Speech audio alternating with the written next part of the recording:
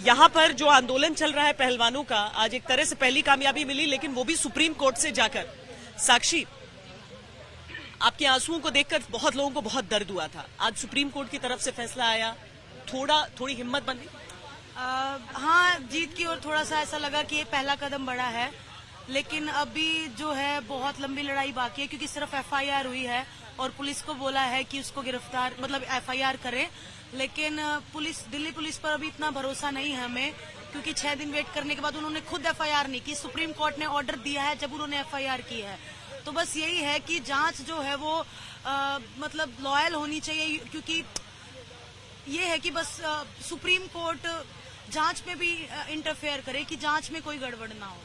बहुत अजीब सी बात है, मुझे पहली बार याद आता है जब आप लोग यहाँ आए थे और मैंने पूछा था न्याय की उम्मीद, आपने कहा था कि न्याय मिलेगा। आज क्या हुआ जो भरोसा टूट?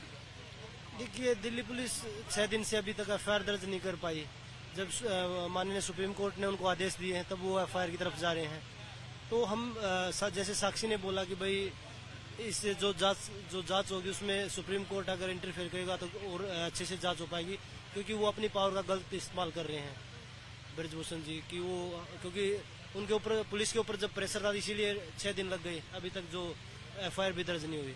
तो हम चाहते हैं कि उनको जो उनके पद है उनका वो दुरुपयोग कर रहे हैं, तो उनको उधर से हटा के और तब जांच हो। ये सिक्योरिटी की बात जो कही है कोर्ट ने कि जितने मामले हैं उस चीज का संज्ञान लेते हुए जो सिक्योरिटी के बाद जो कम से कम जो नाबालिग बच्ची है उसके लिए जो पहलवान है।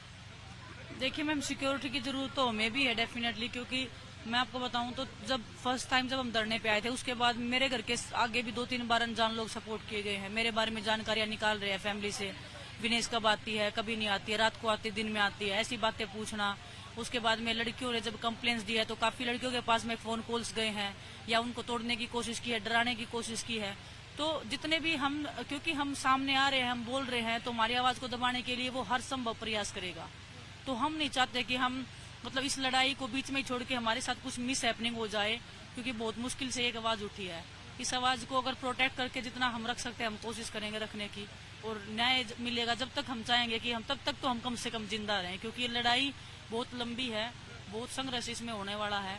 और अगर हम जिंदा रहे या हम एकजुट रहे तो डेफिनेटली हमें एक ये आस है कि हम साथ में रहेंगे तो हम न्याय के लिए मतलब आगे कदम बढ़ा सकते हैं। और भी आज बहुत सारे खिलाड़ी सामने आए, नीरज चोपड़ा ने कहा, कई क्रिकेटरों ने कहा, आपका अभिनव बिंद्रा, सबकी इन सारी चीजों से हौसला बंद रहा है क्या? बिल्कुल, क्योंकि मैम हम खुद खिलाड़ी हैं, तो हमारे साथ जितने भी खिलाड़ी जुड़ेंगे तो ये लड़ाई और मजबूत होती जाएगी और शायद इंसाफ मिलने में हमें जल्दी होगी। पर पीटी उषा को लेकर थोड़ा सा मन ज्यादा ही हुआ था, क्योंकि उनको ना बचपन से फॉलो किया था, हमेशा सुना था कि वो पहली भारतीय महिला है जिन्होंने ओलंपिक्स में इतना अच्छा किया। उन्हें मतलब उनको मैंने हमेशा से फॉलो किया है और कहीं ना कहीं वो मेरे इंस्पिरेशन भी रहे हैं। तो मिलते थे तो भी वो बहुत अच्छा ट्रीट करते, लेकिन सडन उनका ये बयान कि हम अनुशासनहीनता फैला रहे हैं। मतलब हम जितने भी यहाँ बैठे हैं हमें लगता है कि स्पोर्ट्स में सबसे पहले डिसिप्लिन सिखाया जाता है, तभी इतनी ऊपर तक जाया जाता है। लेकिन कल ये बात सुन के मुझे बड़ा दुख हुआ कि एक महिला खिलाड़ी होके और महिला खिलाड़ी का दर्द नहीं समझा उन्होंने।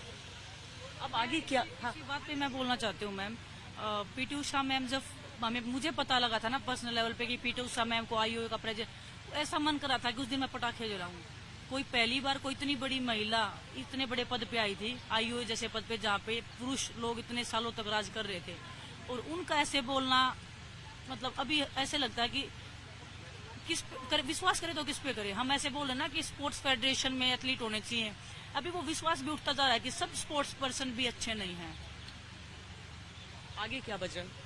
क्योंकि आपको भी मालूम है आप मतलब इंडिया के सबसे ब्राइटेस्ट मेडल प्रोस्पेक्ट्स अगर हम कहें, चाहे एशियन गेम्स हो चाहे ओलंपिक्स, यहीं पर मौजूद हैं सब।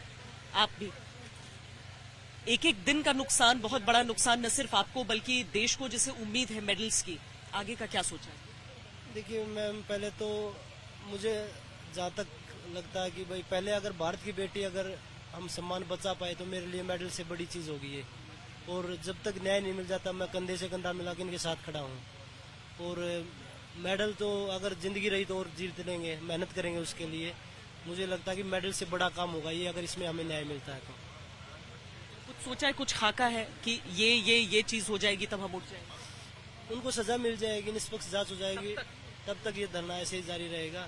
और उसके बाद जो हमारे जो बड़े हैं, जो जितने भी संगठन हमसे जुड़े हैं, चाहे खाप पंचायत है, किसान मजदूर संगठन है, जो हमारे कोच गुरु खलीफा हमारे साथ जुड़े हैं, उनका फैसला होगा कि हमें क्या करना चाहिए, तो उसके बाद हम ये सभी चीजें करेंगे।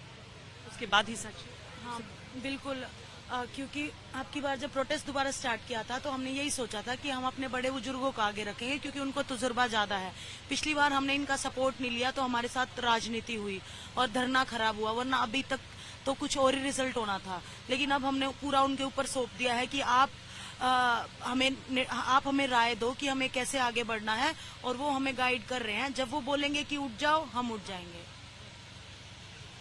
और ये सारे जो पहलवान साथी हैं जो शायद हमेशा से साथ रहे आपके, वो यहाँ पर आपके साथ मौजूद हैं सब? बिल्कुल, वो बिल्कुल फैमिली की तरह हमारा सपोर्ट कर रहे हैं, कि हमेशा कंधे से कंधा मिला के हमें आगे बढ़ा रहे हैं कि भाई आप किसी चीज की भी चिंता मत करिए, हम लोग आपके साथ खड़े हैं। और ये जो लोग आप लोगों पर आरोप लगाते हैं उनको कुछ कहना चाहेंगे, जो चाहे जाति, चाहे राज्य, चाहे पार्टी का? सबसे पहले तो मैं ये बताना चाहूंगा, जो हरियाणा के जो अभी सेक्रेटरी और वो बना रखे हैं, वो सबसे ज्यादा इसमें इंटरफेयर कर रहे हैं कि नहीं हमारे। तो मामला राज्य का नहीं है? मामले का कहा राज्य का मामला तो है ही नहीं, क्योंकि हरियाणा ही हमारा विरोध करे। जो हरियाणा कुश्ती के वो बना रखे हैं अध्यक्ष और सेक्रेटरी बना रखे हैं, वो सबसे ज्यादा। और किसी भी रेसलिंग स्टेट की रेसलिंग फेडरेशन के अध्यक्ष या सेक्रेटरी ने नहीं बोला कि खिलाड़ी गलत कर रहे हैं, लेकिन हरियाणा के जो सेक्रेटरी है वो तरह तरह के आरोप लगा रहे खिलाड़ियों पे। कि आज उनका एक बयान आया, मैंने देखा ट्विटर पे, कि अब पहलवान आने यहाँ पे बैठे हैं तो बोला कि बजरंग, इसलिए वो बजरंग और साक्षी और विनेश वो रेल में ऑफिसर है, इसलिए वो बच्चों को नौकरी दिला देंगे, इसलिए वो जा रहे हैं। जब बच्चे, हम बुलाना नहीं चाहते बच्चों को यहाँ पे, तो बोलते कि ये तीनों ही बैठे हैं यहाँ पे। तो वो उनको मुद्दा नहीं मिल रहा कि हम पकड़े तो पकड़े कैसे इनको, क्योंकि हर जगह वो गलत है, हमेशा वो कुश्ती के खिलाफ काम कर रहे हैं। बच्चे नहीं आ रहे थे तो उनका ये कहना था कि इनके साथ कोई खड़ा नहीं है। अब बच्चे आ रहे हैं तो कह रहे हैं ये तो बड़ी बड़ी पोस्ट पे है, नौकरियां दिलवा देंगे बच्चों को, इस भरोसे पे जा रहे हैं। मतलब अपनी बातों को इधर उधर घुमा रहे हैं। टेक ओवर तक का थ्योरी दे रहे हैं, ये चाहते हैं कि नहीं, ये बात बिल्कुल क्लियर कर दे, हमें कुछ नहीं लेना देना, ना हमें कोई पद चाहिए ना कुछ चाहिए। हम जहाँ हैं हम वहाँ खुश हैं, जो भी हम जिस चीज पे जॉब पे हैं और हम जो कुश्ती करना चाहते हैं हम सिर्फ उतना ही करना चाहते हैं, हम उस चीज में नहीं घुसना चाहते। अभी तो ब्रिजभूषण की फेडरेशन है, अभी कौन मेडल जीत रहा है? अभी भी तो हरियाणा ही मेडल जीत रहा है, मैं वैसे बता रहा हूँ। तो हमें फेडरेशन से प्रॉब्लम नहीं है, हमें इन लोगों से प्रॉब्लम है जो लड़कियों का शोषण कर रहे हैं। ठीक है, देखिए, जिनको दांव पेच कुश्ती के मैट पर लगाने चाहिए, उन्हें अपना समय बिताना पड़ रहा है इस सियासी दांव पेच को समझने के लिए। ये दांव लगाएंगे, ये अभ्यास करेंगे, देश के लिए पदक जीतेंगे, लेकिन इन्हें यहां पर पसीना बहाना पड़ रहा है केवल न्याय के लिए।